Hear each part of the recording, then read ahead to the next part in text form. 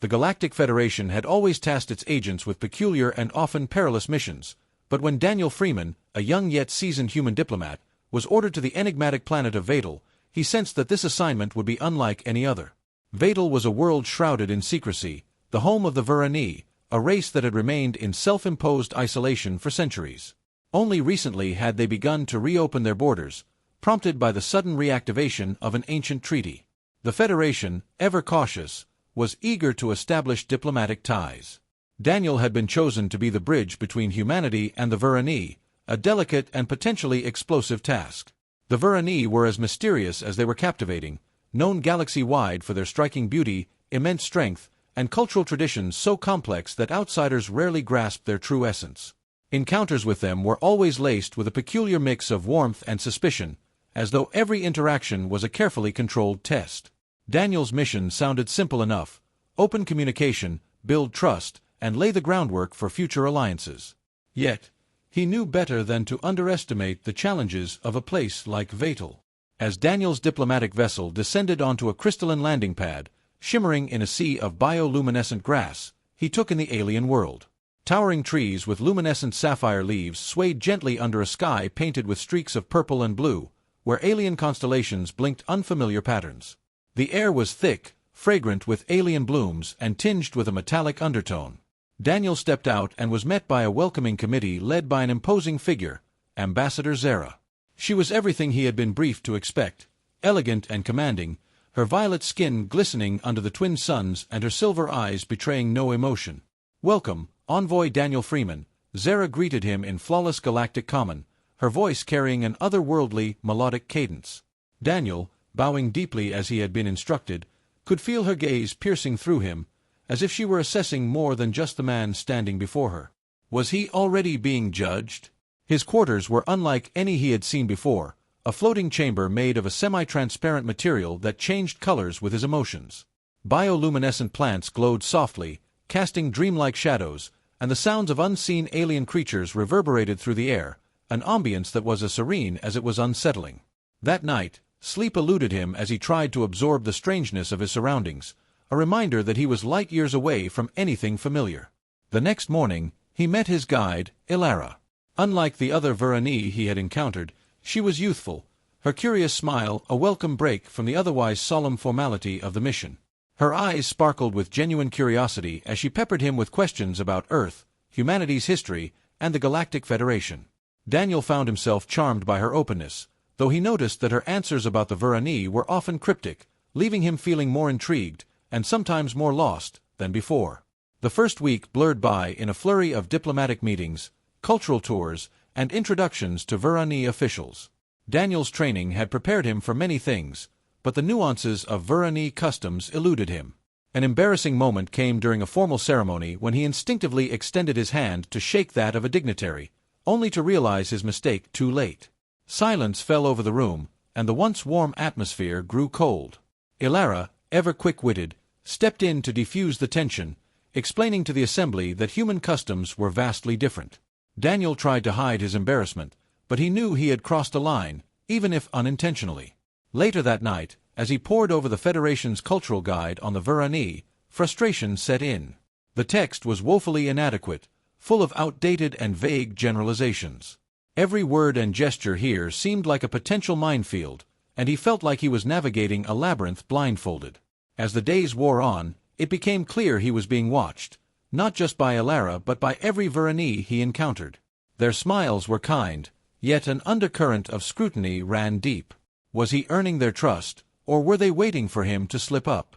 One evening, after a particularly grueling day of meetings, Ilara invited him to a secluded garden. It was a haven of quiet beauty, where bioluminescent flowers cast an ethereal glow and crystalline fountains sang a haunting melody. As they sat on a stone bench, Ilara dropped her formal demeanor. Her voice, once full of diplomatic restraint, softened as she spoke of the fears her people harbored, fears of a future they could not predict, fears of losing their identity in the vastness of the galaxy. Daniel listened, feeling for the first time that they were truly connecting.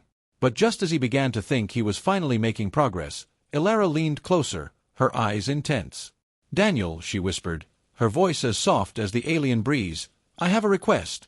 Her words sent a jolt of apprehension through him.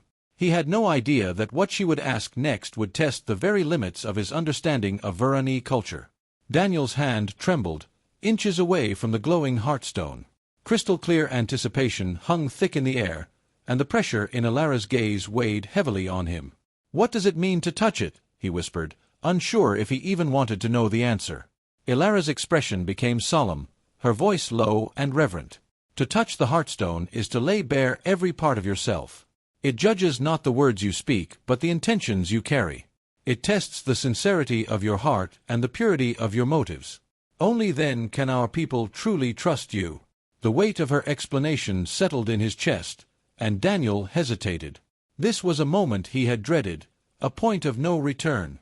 If he failed, his mission would end in disgrace, and the fragile hope of an alliance would shatter.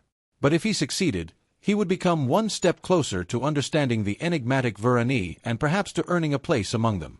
With a deep, steadying breath, Daniel moved forward, his hand hovering over the crystal surface. The chamber seemed to hold its breath, and Ilara's eyes followed his every movement. Finally, he lowered his palm onto the heartstone. The stone was cold, almost biting at first, but warmth spread rapidly, enveloping him. The silence around him deepened, and then a flood of emotions overwhelmed him. Fear, hope, sorrow, and joy raced through his mind, and it felt as though the heartstone was peeling back every layer of his being, examining each doubt, fear, and truth. A faint glow pulsed from the crystal, spreading from his hand and up his arm. The sensation was raw and intimate, like his very soul was laid bare to be judged. Time seemed suspended until, finally, the light receded. Daniel pulled his hand away, breathless, his heart pounding in his chest. He glanced at Ilara, whose eyes shone with wonder and relief. She stepped closer, and for the first time, she reached out to touch him. Her fingers brushed against his chest, just above his heart, a gesture he now understood was one of profound respect and connection. "You have passed," she whispered, her voice quivering with emotion. "The heartstone has accepted you.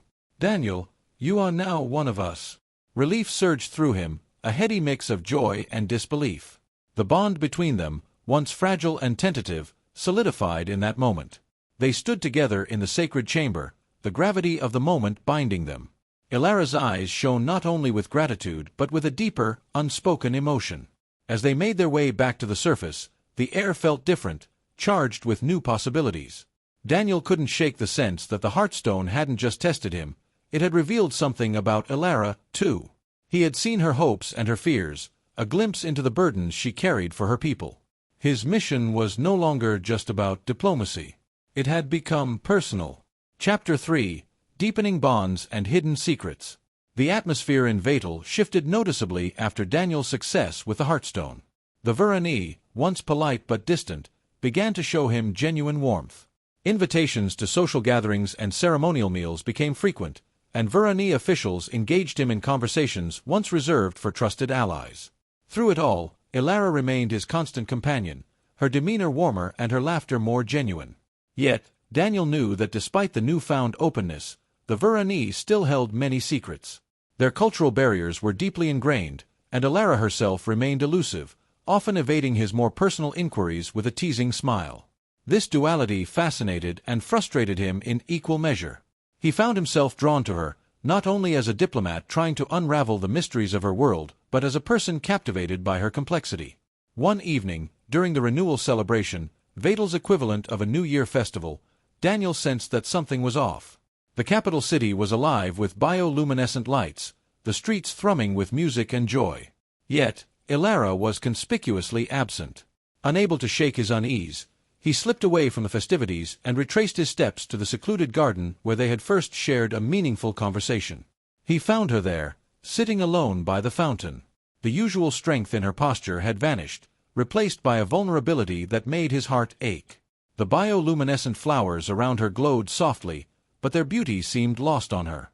"Ilara," Daniel called softly, stepping closer. "Why are you out here alone?" She looked up, her eyes shadowed with sadness. "Daniel," she whispered, her voice breaking. "I'm glad you're here. There's something I need to tell you, something I've kept hidden for too long." Daniel's pulse quickened. He sat beside her, bracing himself for whatever truth she was about to reveal. "What is it?" he asked, trying to keep his voice steady. She took a deep breath, her gaze falling to the rippling water. "There is a faction within our society," she began, her voice low and pained. "A group that opposes our alliance with the Galactic Federation. They fear that opening our borders will dilute our culture, that we'll become nothing more than another cog in a galactic machine that doesn't understand or respect us. They're powerful, and they've been watching our every move." Daniel's mind raced, the implications of her words hitting him like a tidal wave. He had suspected that not everyone supported their diplomatic mission, but hearing it confirmed sent a chill through him. "And what do they want?" he asked, his voice barely above a whisper. "They want to prove that humans are untrustworthy," Elara admitted, her expression conflicted. "They've used me to test you, to see if you were worthy of our trust. If you had failed the Heartstone test, they would have used it as proof that humanity is not fit to be our ally." Daniel's eyes widened, a mix of shock and betrayal tightening his chest. "So, every interaction we had was part of a test?" "No," she said quickly, her voice trembling. "Not everything. What I told you in the Hall of Echoes was real. I wanted to trust you, to show you who we truly are. But I had to follow their orders, or they would have cut me off, and you would never have seen the real Vatel." The whirlwind of emotions threatened to overwhelm him. He struggled to reconcile his anger with the compassion he felt for her. "Why are you telling me this now?" he asked, his voice raw. Elara's eyes filled with unshed tears. "Because I believe in you," she said, her voice fierce and vulnerable. "I believe that our peoples can coexist, that we can be allies. But the opposition is planning something that will destroy everything we've worked for if we don't stop them." Daniel's blood ran cold. "What are they planning?" he demanded. Elara glanced around, her fear palpable. "They plan to stage an incident during the renewal ceremony," she revealed. "Something that will paint you as a saboteur and ruin the Federation's credibility with my people." Daniel clenched his fists, his diplomatic training battling the rage rising within him. He forced himself to remain calm. "Then we have to stop them," he said resolutely. "Tell me what we need to do." Elara's hand found his, her grip tight with determination. "We'll stop them together," she said, her voice steady despite the fear in her eyes. "But you have to trust me. We'll have to break rules, take risks that could ruin us both if we're discovered." "I trust you," he replied without hesitation. "Whatever it takes." They spent the rest of the night by the fountain, their heads bowed together as they crafted a plan to thwart the conspiracy. Their bond, once tentative and formal, had transformed into something deeper, a partnership built on trust, respect, and the shared hope of a brighter future. The grand hall was a storm of emotions: confusion, disbelief, fury, and an emerging sense of realization. Daniel's heartbeat thundered in his chest, each second dragging out into eternity. Everything hinged on this moment: the success of his mission, his honor, and perhaps even his life. The opposition leaders, their faces ashen and twisted with rage, scrambled to shout down the evidence that Daniel and Elara had presented. They cried out accusations of lies, deceit, and manipulation. Yet, Elara held her ground, her presence a beacon of unshakable authority, and one by one, her voice silenced them.